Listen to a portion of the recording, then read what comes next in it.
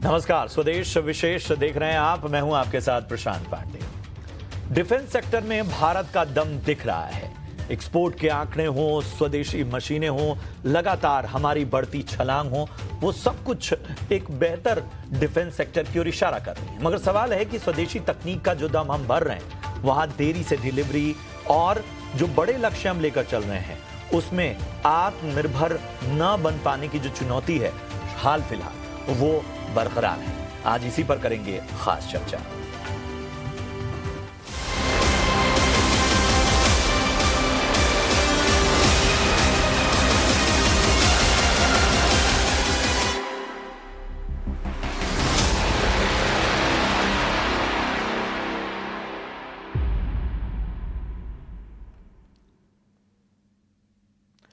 जी हां, एक तरफ मिग की विदाई और दूसरी तरफ सवाल उस देरी से होती डिलीवरी का, जिसमें कहीं ना कहीं भारतीय वायुसेना के बेड़े को कमजोर किया है। जी हां, लगातार इस तरह के प्रश्न उठते रहे हैं कि आखिर ये जो देरी से डिलीवरी हो रही है, वो किस तरह से हमारी रफ्तार को सुस्त बना रही है। अब थोड़ा सा आंकड़े रखते हैं आपके सामने। एचएएल को 2021 के करार के तहत 83 तेजस मार्क 1A जेट विमानों की डिलीवरी फरवरी 2024 से फरवरी 2028 के बीच करनी थी।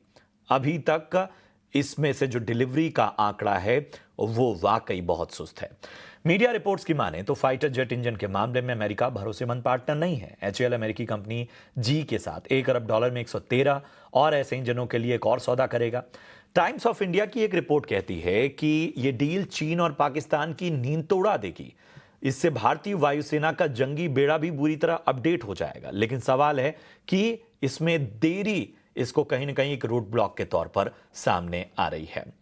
जी हां, जिस तरह के बेड़े में आवश्यकता है उसको लेकर ये चिंता पहले भी air chief marshal AP Singh ने जताई है। उन्होंने कहा था कि वायुसेना संख्या के मामले में फिलहाल बहुत बेहतर स्थिति में नहीं है और युद्ध के लिए तैयार रहने के लिए उसे अपने जंगी बेड़े में हर साल कम से कम 40 लड़ाकू विमान चाहिए। मगर इसकी डिलीवरी में देरी, जो सुस्त चाल है, ये बहुत बड़ी चिंता पैदा कर रही है। हम इन सारे पहलुओं को समझने की कोशिश करेंगे, लेकिन आज एक अहम दिन है। 1963 में जिस चंडीगढ़ में मिग 21 की वायुसेना में एंट्री हुई थी, आज उसी जगह रूस की तकनीक से बने फाइटर प्लेन मिग 21 ने अलविदा कह दिया। आज मिग 21 को भव्य और इमोशनल विदाई दी गई। रक्षा मंत्री राजनाथ सिंह की मौजूदगी में air chief marshal AP Singh ने मिग 21 की अंतिम उड़ान पूरी कर इसे अलविदा कहा। आइए आपको रिपोर्ट दिखाते हैं। आप जो मेरे पीछे देख रहे हैं ना, 62 साल इस युद्धक विमान ने भारतीय वायुसेना में काम किया है। 62 साल, 1965 का युद्ध, 1971 का युद्ध, 1999 का कारगिल युद्ध या एयर स्ट्राइक 2019 के, ये विमान हर बार भारत की जीत सुनिश्चित करता है। अगर बात करें 1965 की, सरगोदा, जो कि कहा जाता है कि पाकिस्तान का सबसे सुरक्षित एयर बेस है, वहां पे उन्होंने सुपर स्ट्राइकर्स तैनात किए थे। कहा जाता था कि सुपर स्ट्राइकर्स के सामने भारतीय वायुसेना नतमस्तक हो जाएगी। मिग 21 उड़ते हैं आदमपुर से, सरगोदा जाते हैं और इतनी क्षति पहुंचाते हैं कि सुपर स्ट्राइकर्स उड़ भी नहीं पाते। एक तरीके से खड़े खड़े अमरीकी जहाज 1965 में किसी काम के नहीं रहते हैं, क्योंकि ये मिग 21 आदमपुर से सरगोदा जाकर के पूरे एयरबेस को नेस्त नाबूद कर देता है। 1971 की बात करते हैं, उस समय पूर्वी पाकिस्तान हुआ करता था। दिसंबर के महीने में 4 मिग विमान कलकत्ता से उड़ान भरते हैं, ढाका पहुंचते हैं, गवर्नर हाउस पहुंचते हैं और पुराने नक्शों के उसमें खोज करते हैं कि गवर्नर हाउस कौन सा है। उस समय प्रिसिशन स्ट्राइक नाम की कोई चीज नहीं थी और उस वक्त ये मिग विमान ऐसे मार करते हैं कि जो खिड़कियां थी गवर्नर हाउस की, उसके अंदर से ये बम के गोले जाते हैं और पाकिस्तान को घुटने पे ला देते हैं। 48 घंटे के अंदर सरेंडर हो जाता है। कारगिल युद्ध के दौरान मिग 21 सफेद सागर में एक अहम भूमिका निभाते हैं।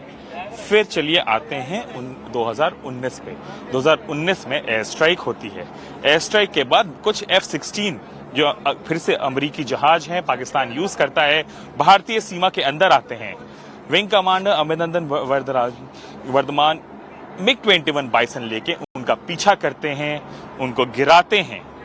इसमें उन्हें भी एक गोला लगता है और वो खुद गिरते हैं, लेकिन फिर हमने देखा किस वीरता के साथ उन्होंने पाकिस्तानियों का सामना किया और एक भारत के दबाव में पाकिस्तान को उन्हें वापस भेजना पड़ा।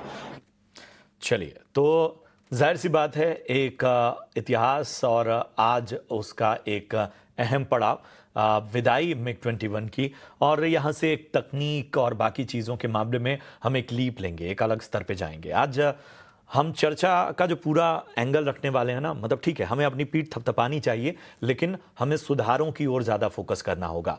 हमें शायद अपने लक्ष्य, अपना जो दायरा है वो और ज़्यादा बढ़ाना होगा। जहां पर कमियां हैं वहां सुधारने की आवश्यकता होगी। तो मैं इस चर्चा को थोड़ा क्रिटिकल होकर ही आगे बढ़ाने वाला हूं, और आज इस चर्चा में बहुत खास मेहमान जुड़ रहे हैं। मैं परिचय करा दूं, retired air commodore BS Siwach sir हमारे साथ चर्चा में शामिल हो रहे हैं। Siwach sir, thank you so much अपना कीमती समय देने के लिए। हमारे साथ रिटायर्ड ब्रिगेडियर विनोद दत्ता साहब हमारे साथ जुड़ रहे हैं। विनोद दत्ता सर, आपका भी बहुत बहुत शुक्रिया। और हमारे साथ Manmohan Bahadur sir, air chief vice marshal Indian air force retired, वो भी जुड़ रहे हैं। बहुत शुक्रिया सर, आपका भी बहुत बहुत इस चर्चा में जुड़ने के लिए।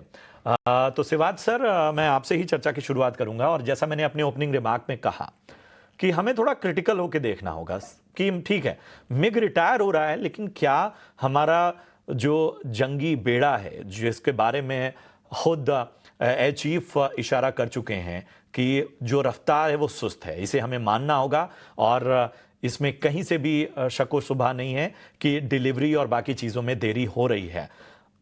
Your first remark sir. देखिए, हमारे एयर चीफ ने जो कहा है वो बिल्कुल ठीक कहा है। हमारी एयरफोर्स के फाइटर स्क्वाड की स्ट्रेंथ, जो हमें एक्चुअली मिनिमम 42 चाहिए थी, वो घटकर अभी 31 हो गई है, बल्कि 30 हो गई है। तो आप समझ सकते हैं कि कितनी ऑलमोस्ट 1/3 जो है गिरावट आ गई है। तो ये बहुत ही चिंता का विषय है, खासकर जबकि हम दोनों तरफ से दुश्मनों से घिरे हुए हैं। एक तरफ चाइना है और दूसरी तरफ पाकिस्तान। अभी ऑपरेशन सिंदूर में भी जो है पाकिस्तान का, चाइना ने पूरी तरह से मदद की थी, सहायता की थी। वो तो हमारी एयरफोर्स की जो है, जो ताकत है, जो उनकी इनोवेशन है, टैक्टिक्स है, स्ट्रेटेजी है, उसके कारण हमने जो है दुश्मन के दांत खट्टे कर दिए।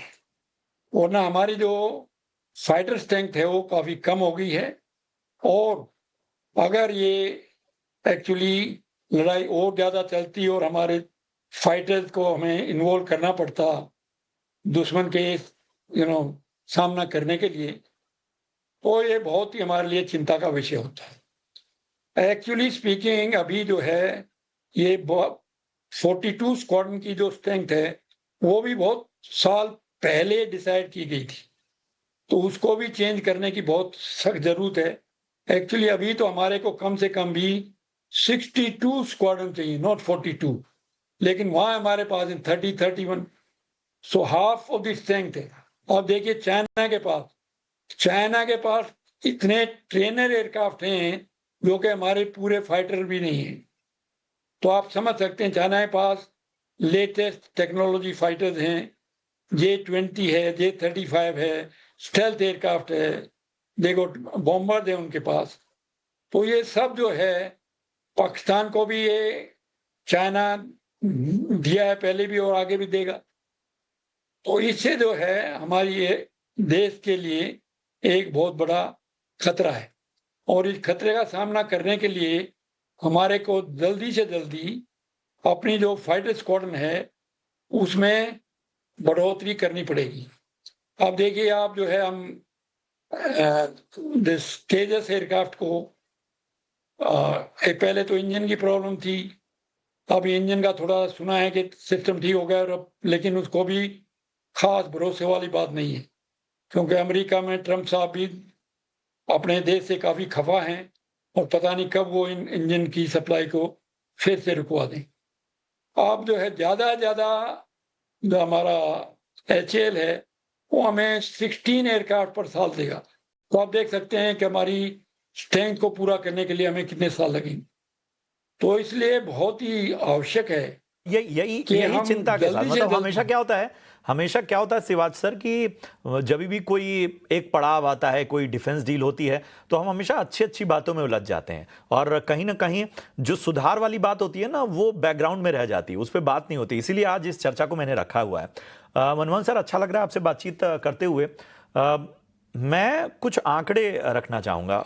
ये आंकड़े वाकई चिंताजनक है। मतलब अगर हम टू फ्रंट एक तरह से आने वाले वक्त में प्रेशर से घिरे हुए हैं, और जाहिर सी बात है वो वक्त वक्त पे उसकी टेस्टिमनी की आवश्यकता भी नहीं है, उसके प्रमाण तो मिलते रहे हैं।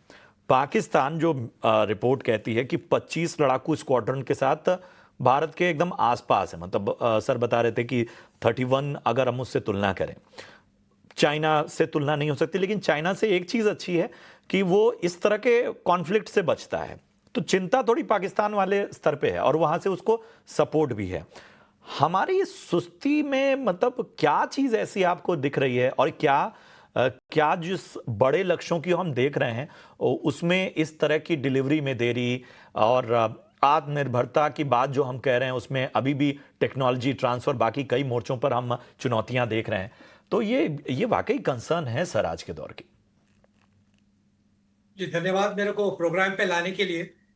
ये जरूरी है कि हम सब समझें कि कोई भी देश आपको असली टेक्नोलॉजी, जिसको नीश टेक्नोलॉजी बोलते हैं, वो आपको देगा।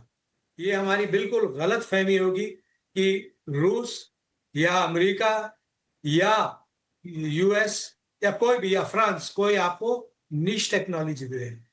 ये सब हमको अपने आप ही डेवलप करना पड़ेगा अपने देश में। तो जो हम बात कर रहे हैं कि अब हमारे सिर्फ 30 स्क्वाड्रन रह गए हैं, इनको बढ़ा के पहले 42 लाना और उसके उससे ज्यादा करना, हमको कम से कम 15 से 20 साल लगेंगे।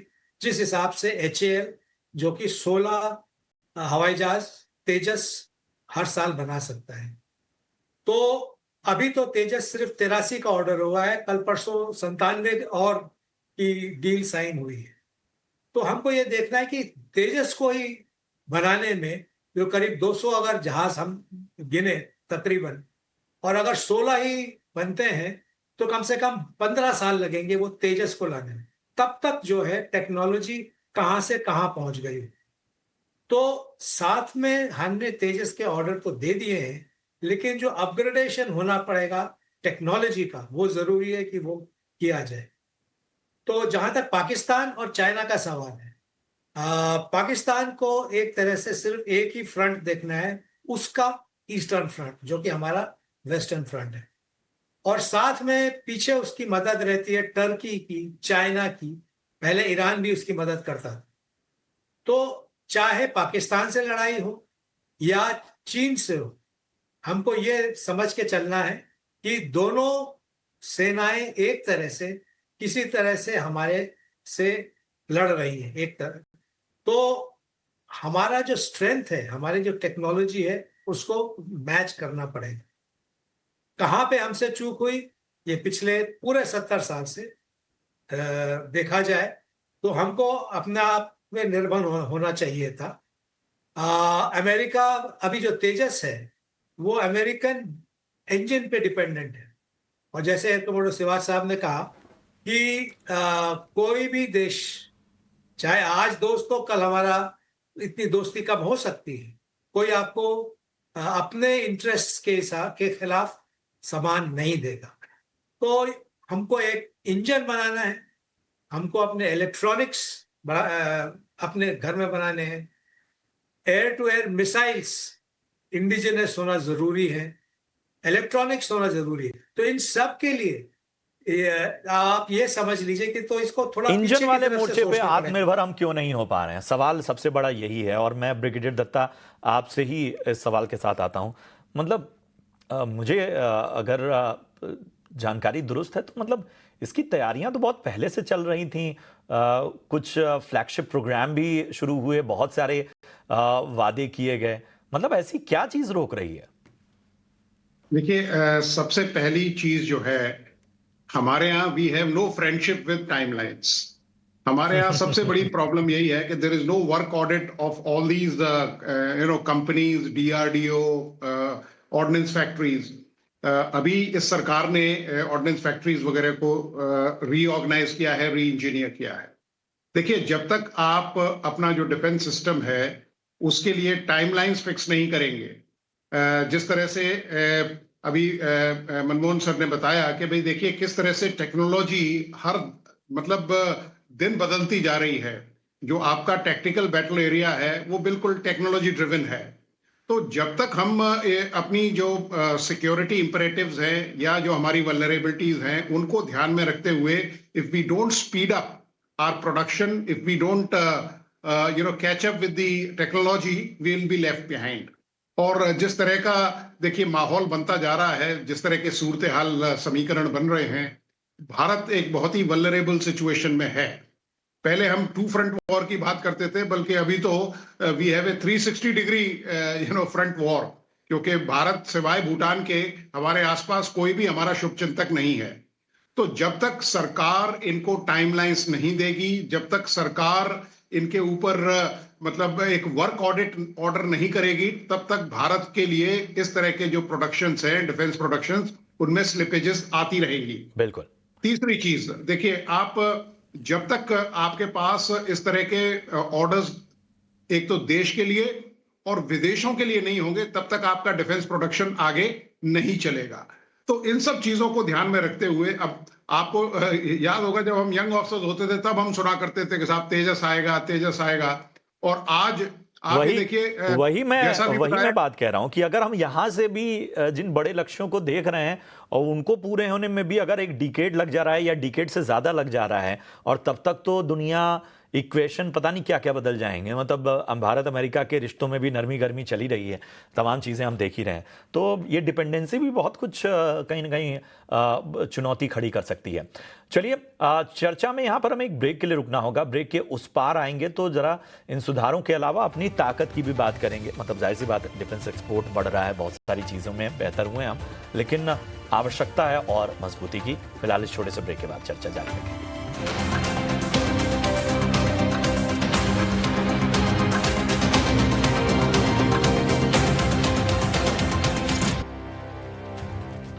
स्वागत है आपका ब्रेक के बाद। हम भारत के डिफेंस के दम को तो देख ही रहे हैं, लेकिन हम थोड़ी सी उसमें क्रिटिकल नजरिए से भी समझने की कोशिश कर रहे हैं कि आखिर जो ऑर्डर और बड़े रोड मैप हैं उसमें किस तरह की चुनौतियां सामने आ रही हैं।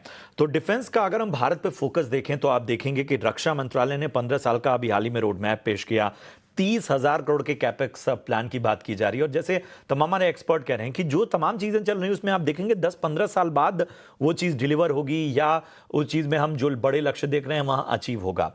शिवाज सर, एक जो चीज है कि मतलब ठीक है, हमें आत्मनिर्भरता, डिफेंस में हमने बहुत कुछ तो अचीव किया है, लेकिन सवाल एक ये भी उठ रहा है कि क्या जो एक टाइमलाइन अचीव करने की या ऑडिट ना करने की, इन सारी चीजों की एक चुनौतियां रही हैं या कमियां रही हैं, क्या ये सबसे बड़ा रोड ब्लॉक है?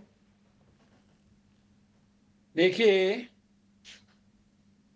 हमारी जो मौजूदा सरकार है उनने काफी अहम कदम उठाए हैं डिफेंस को बीफ अप करने के लिए, डिफेंस फोर्सेस को इक्विप करने के लिए, वेदर आर्मी हो, एयरफोर्स हो, नेवी हो, सबको जो है तरह तरह के जो वेपन सिस्टम है, मॉडर्न वेपन सिस्टम हैं, वो उपलब्ध किए जा रहे हैं।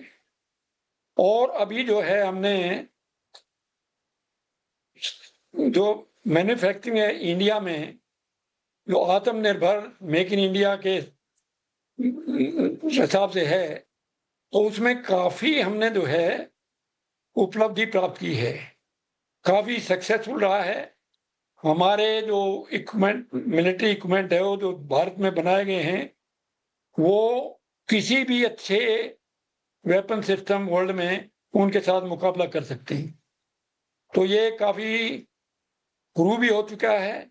ठीक है, मैं ऑपरेशन थोड़ा इसको सिंदूर में और रिफाइन समझना चाहूंगा। और बहादुर सर, एक चीज में, एक जो सबसे बड़ा वो है कि किस तरह से, मतलब हमारी जो स्ट्रांग पॉइंट हाल फिलहाल बने हैं, अगर आप उनको कुछ पॉइंट्स में बता पाएं कि आखिर वो कौन कौन से ऐसे एरियाज हैं, खासतौर पे डिफेंस के क्षेत्र में, एयर डिफेंस के क्षेत्र में, जो हमने एक बहुत बड़ा फर्क पैदा किया है।